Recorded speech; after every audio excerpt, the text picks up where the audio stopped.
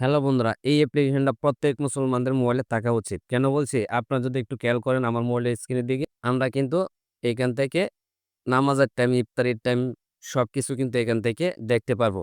তো এখানে যদি খেয়াল করেন উপরে, এখানে কিন্তু দেখাচ্ছে যে আমাদের দুপুরের শেষ হতে কতক্ষণ বাকি আছে।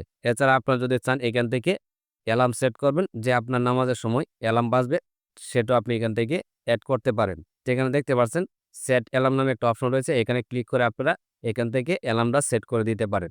তো খুবই অসাধারণ, খুবই ইন্টারেস্টিং একটা অ্যাপ্লিকেশন। রমজান মাসের জন্য খুবই প্রয়োজন। তো এই অ্যাপ্লিকেশনটা আপনারা কিভাবে ইনস্টল করবেন? তো এর জন্য এখান থেকে ব্যাগে চলে আসবো। ব্যাগে আসার পর আপনারা চলে যাবেন আপনাদের মোবাইলে প্লে স্টোরে। তো আমি প্লে স্টোরটা ওপেন করে নিচ্ছি। ওপেন করার পর আপনার সার্চ বারে ক্লিক করবেন। সার্চ বারে ক্লিক করার পর আপনার সার্চ বারে লিখবেন মুসলিম ডে। মুসলিম ডে লিখে আপনারা সার্চ করে দিবেন। সার্চ করার পর দেখতে পাবেন অ্যাপ্লিকেশনটা কিন্তু চলে আসবে। তো আপনারা জাস্ট এই অ্যাপ্লিকেশনটাকে আপনাদের মোবাইলে ইনস্টল করে নিবেন।